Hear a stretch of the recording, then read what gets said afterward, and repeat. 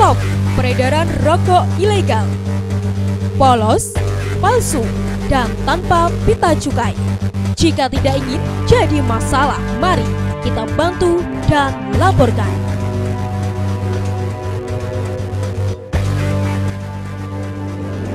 Assalamualaikum dulur Nganjuk. Saya Slamet Basuki, Kepala Dinas Komunikasi dan Informatika. Piye kabare? Sudah bisa berhenti merokok belum? Jika belum dan terpaksa harus merokok, belilah rokok legal.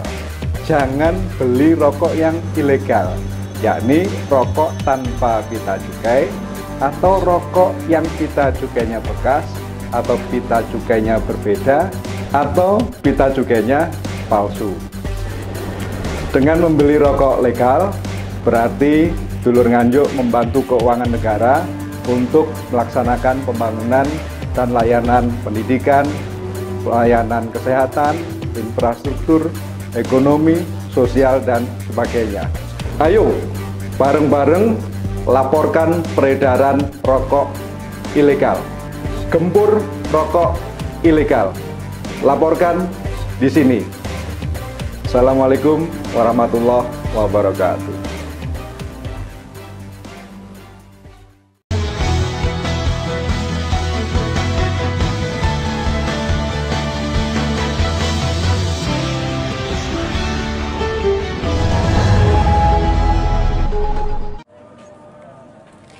Pengentasan rumah tidak layak huni hingga kini masih menjadi salah satu fokus kerja pemerintah Kabupaten Nganjuk.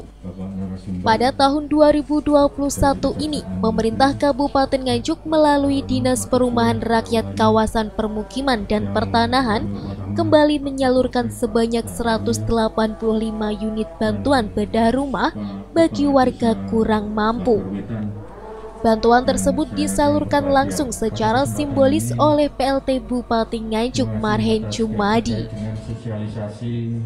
Sebanyak 185 warga penerima bantuan sosial rumah tidak layak huni akan menerima uang tunai biaya renovasi hingga pembangunan rumah sesuai kategori yang telah ditentukan pemerintah. Pada kategori ringan, warga akan menerima bantuan uang senilai 5 juta rupiah. Untuk kategori sedang akan menerima bantuan uang tunai senilai 10 juta rupiah.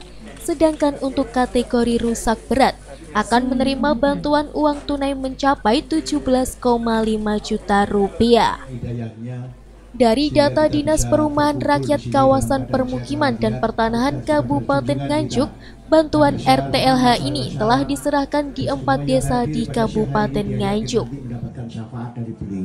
Di antaranya telah diserahkan sebanyak 43 unit rumah warga di Desa Cintel, Kecamatan Rejoso, 43 unit rumah warga di Desa Senggowar, Kecamatan Gondang, 77 unit rumah warga di Desa Bagor Wetan, Kecamatan Sukomoro, dan 22 unit rumah warga di Desa Kuncir, Kecamatan Ngetos, Kabupaten Nganjuk. PLT Bupati Nganjuk Marhen Jumadi menjelaskan, setiap tahun pemerintah Kabupaten Nganjuk telah menargetkan sebanyak 1.500 bantuan RTLH untuk warga kurang mampu. Pihaknya berharap dengan adanya kegiatan penyaluran bantuan bedah rumah ini, penanganan RTLH di Kabupaten Nganjuk dapat segera teratasi dan dapat mempercepat program pengentasan kemiskinan dengan mewujudkan rumah layak huni bagi masyarakat miskin di Kabupaten Nganjuk. Kita bangun rumah yang tidak layak huni lewat Perkim ya. Alhamdulillah di Kabupaten Nganjuk ada beberapa titik ya. Satu ada yang di Bagor Wetan, di Jintel, kemudian Senggowar, kemudian Kuncir.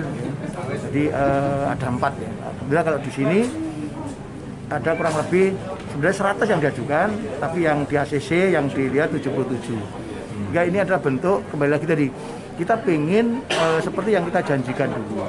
Jangan sampai di Nganjuk itu ada rumah yang tidak layak huni.